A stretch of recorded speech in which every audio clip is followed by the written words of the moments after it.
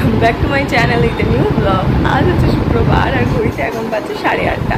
আমার ঘুম থেকে উঠে এক্সারসাইজ কমপ্লিট হয়ে গেছে। তো চলো আজকের ভিডিওটা তাহলে আমি এখন থেকেই শুরু করছি, আর তোমরা দেখতে থাকো আজকে সারাদিন আমি ঠিকই কী করে কাটাচ্ছি।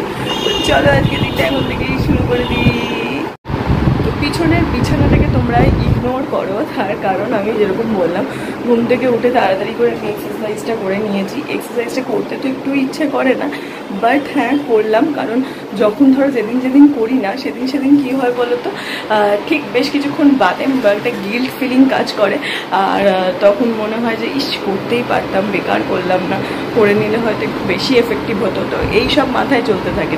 তো সেই জন্য সমস্ত খারাপ লাগাকে দূরে সরিয়ে ভাবলাম না, এবার ধীরে ধীরে পুজো এসে যাচ্ছে, তো তারপরে আমি আর করতেও পারবো না, ওয়েটটা তো এমনিও বাড়তে থাকবে, তাহলে যতটা কন্ট্রোলে থাকা যায় ততটা করে নিই। পুজোতে তো লাগাম ছাড়া হওয়ারই জন্য বছরে মা একবার করে আসে, তো হ্যাঁ সেই সময় না হয় করা যাবে। আর আজকের ওয়েদারটাও মনে হলো কী সুন্দর, তোমাদের বাইরেটা আমাকে দেখাতেই হবে। মানে আমি এখন রোজ তোমাদের ওয়েদার রিপোর্টের কাজ করছি ঠিকই, বাট হ্যাঁ আমাকে দেখাতেই হবে। দেখো কি সুন্দর রোদ ঝলমলে ওয়েদার, দেখো খালি কি সুন্দর। আর এই গাছগুলোতে বিশেষ করে রোদ পড়ে এত ভালো লাগছে, মনে হচ্ছে বেচারাগুলো যেন প্রাণ ফিরে পাচ্ছে। মানে দেখো কি সুন্দর লাগছে, চকচক চকচক চকচক চকচক করছে গাছগুলো পুরো। আর আজকের ওয়েদারটা না কীরকম অদ্ভুত। দেখো এখানে তোমার এত রোদ দেখতে পাচ্ছ তো, আর রাস্তাটা দেখো, রাস্তায় কিন্তু কোনো রোদ পড়েনি, রাস্তাটা পুরো ছায়া, আবার ওই ধারটায় রোদ পড়েছে। মানে কি সুন্দর অদ্ভুত ছায়া, অদ্ভুত রোদ। এই দেখো, এই দিকটা দেখলে বুঝবে, এই দেখো মাঝখানটা ছায়া রোদ, দুধারটা ছায়া পড়েছে, এইখানটার মাঝখানটা পুরো ছায়া, আবার ওই ধারে গিয়ে রোদ পড়েছে। কি অদ্ভুত সুন্দর দেখতে লাগছে। আর তুমি জাস্ট এই জানলাটাকে দেখো একবার, জাস্ট দেখো কি অসাধারণ লাগছে না, চকচক চকচক করছে রোদের আলোতে। আর পুরো গাছগুলো বিশেষ করে মানে ওদের যেন মানে কি বলবো, কি সুন্দর দেখতে লাগছে রোদটা পড়ার পর। বৃষ্টির জলে গাছ নিশ্চয়ই প্রাণ পায়, বাট আজকে জানি এত সুন্দর দেখতে লাগছে কি বলবো। আমি অনেকক্ষণ ধরে দেখেছি সকালে, বাট হ্যাঁ আজকে যেন এদেরকে দেখে মনটা একদম ভরে যাচ্ছে, এত সুন্দর লাগছে এগুলোকে দেখতে।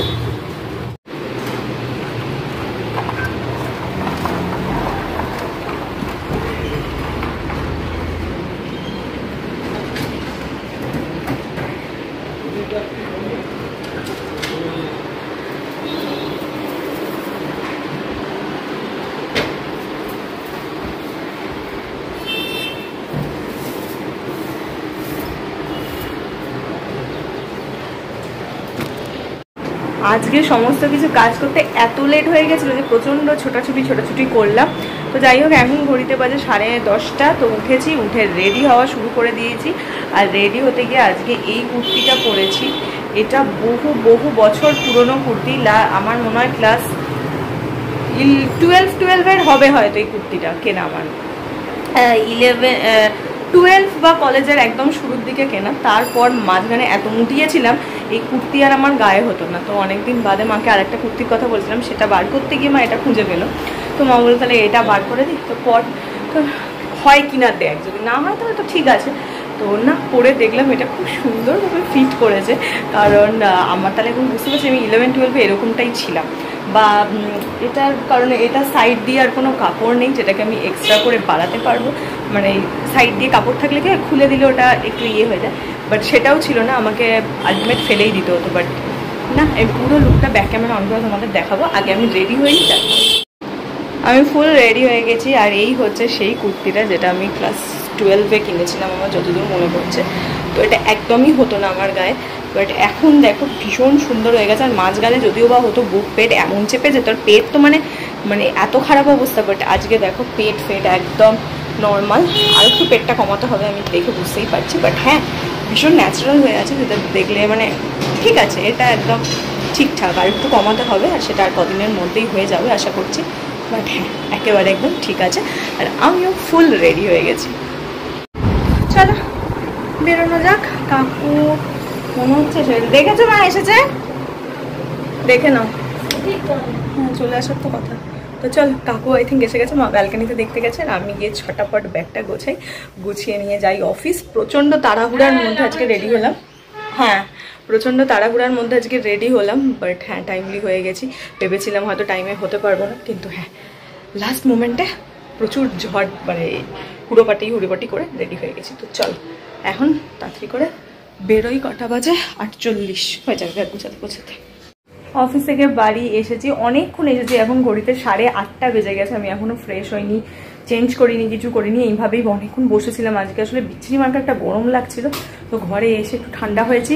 তো এখন হচ্ছে গিয়ে একটু ফ্রেশ হব, ফ্রেশ হয়ে তারপর ডিনার করবো। আমার 8:30 থেকে 9:45-র মধ্যে ডিনার করতে হয়। আজকে এত বক করতে ঘরে ঢুকে এত বক শুরু করে দিয়েছিলাম যে খেয়ালই নেই কখন 8:30 বেজে গেছে।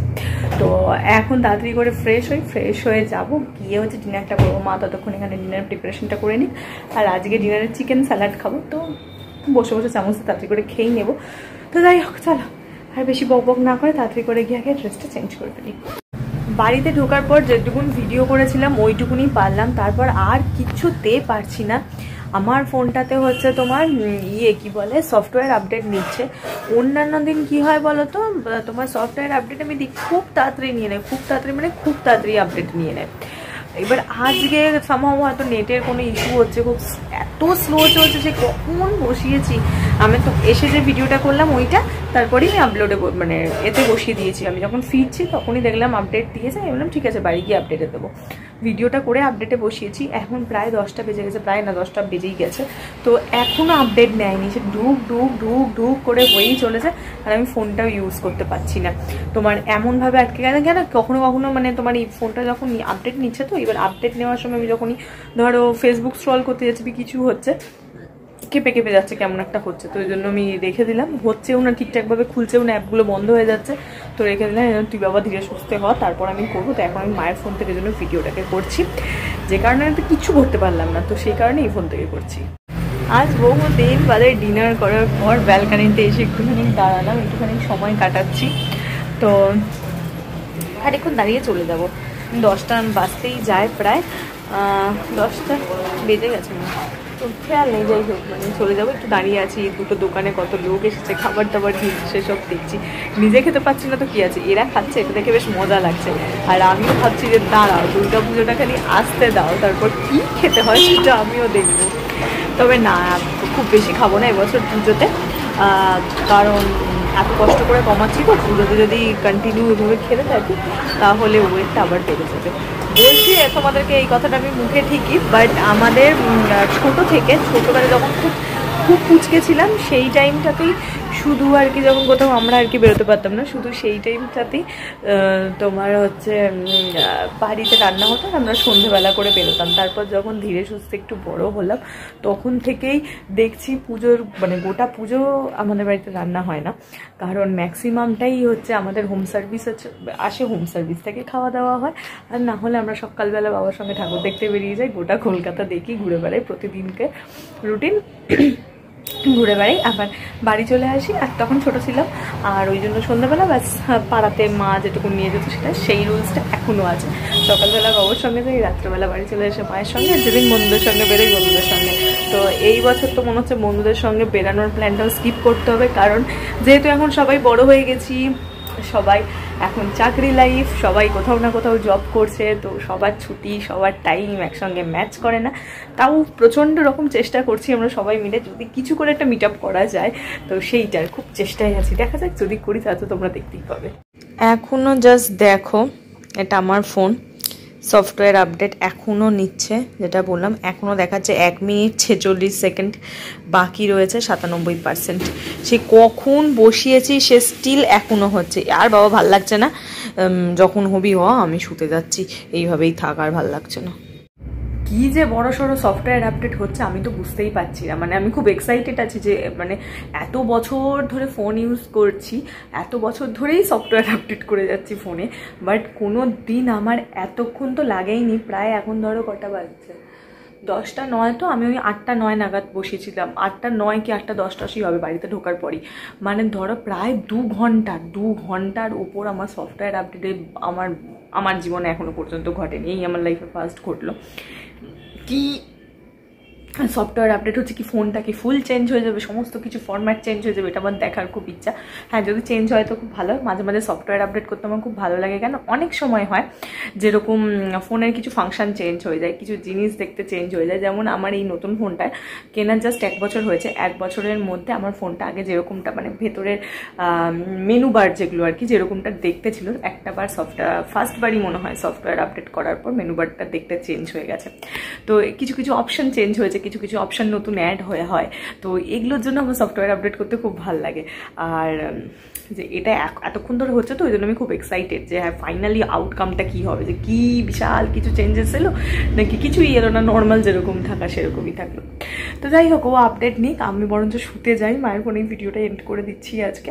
তো ভিডিও কোয়ালিটি হয়তো এদিক ওদিক হতেই পারে, কারণ দুটো আলাদা আলাদা ফোন, কোয়ালিটিটা এদিক ওদিক হবেই।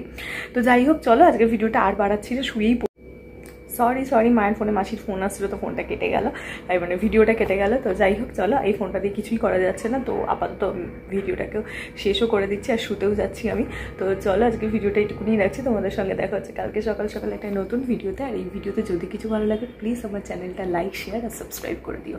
তো চলো টাটা, তোমাদের সঙ্গে দেখা হচ্ছে কালকে একটা নতুন ভিডিওতে। আর কাল হচ্ছে স্যাটারডে, আমি খুব এক্সাইটেড থাকি উইকের লাস্ট দিনটার জন্য, কবে উইকের লাস্ট দিনটা আসবে আর কবে সানডেটা আসবে, যবে আমি একটু শান্তি পাবো। তো হ্যাঁ, চলো টাটা, তোমাদের সঙ্গে দেখা হচ্ছে কালকে সকাল সকাল একটা নতুন ভিডিওতে। আর এই ভিডিওতে যদি কিছু ভালো লাগে প্লিজ লাইক, শেয়ার আর সাবস্ক্রাইব করতে ভুলো না। টাটা, বাই বাই, দেখা হচ্ছে কালকে।